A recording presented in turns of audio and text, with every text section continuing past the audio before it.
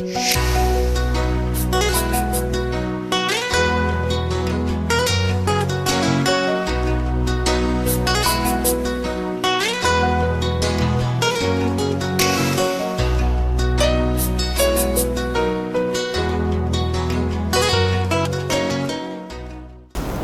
bonjour chers frères et sœurs, bienvenue à notre émission La méditation voie du succès. Aujourd'hui, nous allons continuer avec comment méditer. Avoir Dieu comme priorité et considérer son cœur soi-même comme une bonne terre. C'est-à-dire que Dieu doit passer avant toute chose. Quand je me réveille, avant les toilettes du corps physique, je dois d'abord nettoyer mon intérieur. Avant de penser à autre chose, je dois penser premièrement à Dieu. Luc chapitre 8, versets 4 à 15.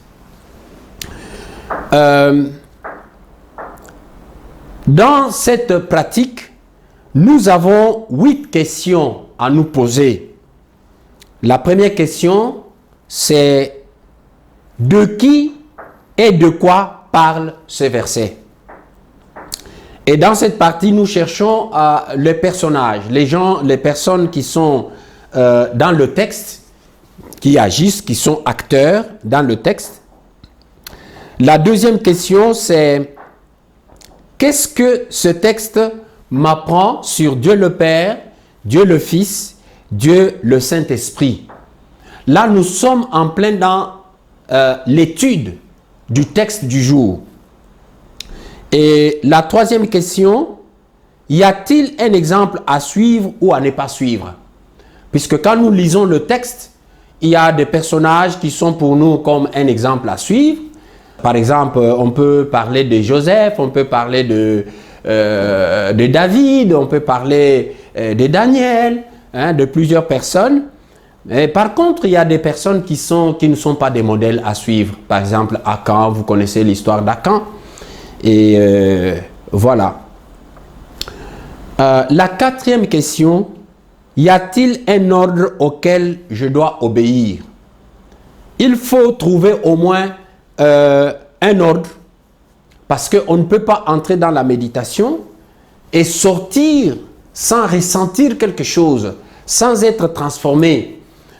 Vous vous souviendrez de l'histoire de Moïse. Moïse est allé dans la présence du Seigneur. Il a fait 40 jours et 40 nuits. Quand Moïse était descendu de la montagne, et le peuple d'Israël ne pouvait pas le fixer parce que sa figure était transfigurée, transformée. On ne pouvait pas le fixer. Sa figure brillait. Pourquoi? Parce qu'il avait passé du temps dans la présence de Dieu. De même, quand nous passons le temps dans la présence de Dieu, nous sommes transformés. Donc, la cinquième question, y a-t-il une promesse? Et vous savez, quand nous faisons la prière, quand nous prions, nous devons prier selon les promesses contenues dans la Bible. Et là-dessus, je peux aussi attirer notre attention sur le fait que il y a des promesses qui ont été faites à Israël. Et il y a des promesses qui ont été faites à l'Église. Parfois, nous confondons les choses. Donc, y a-t-il une promesse qui me concerne ou similaire, qui a été pour une autre personne que je peux m'approprier? La question 6, y a-t-il un avertissement pour moi? En lisant le texte, on peut voir que dans ce texte, il y a des choses que quelqu'un a faites et que je dois, qui attirent mon attention. Je dois faire attention à ces choses-là. Est-ce qu'il y a un avertissement?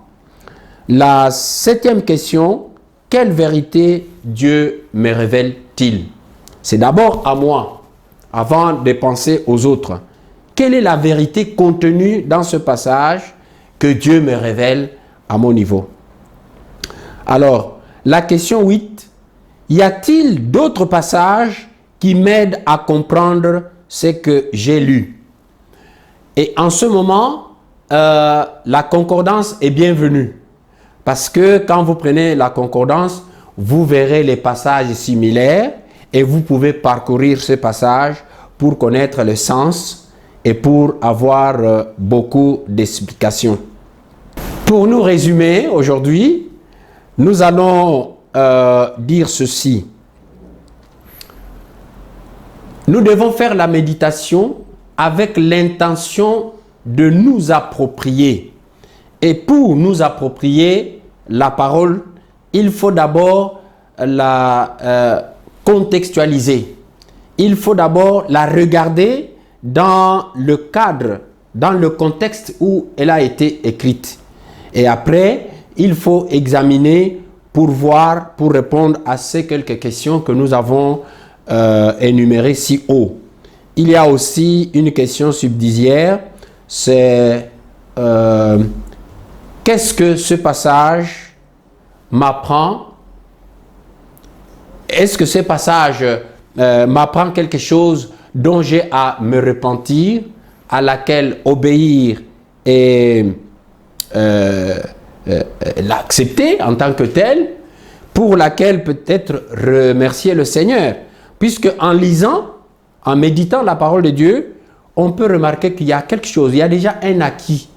Il y a des choses qui sont peut-être reprochées dans ce passage, mais dont moi je considère comme étant un acquis ou un don.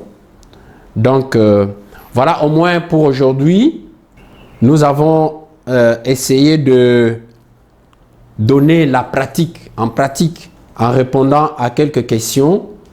Si vous voulez nous contacter, nous pouvons toujours organiser un séminaire de 3 à 4 jours chez vous. Il faut avoir au moins 10 personnes. Voilà notre contact. Vous pouvez nous contacter.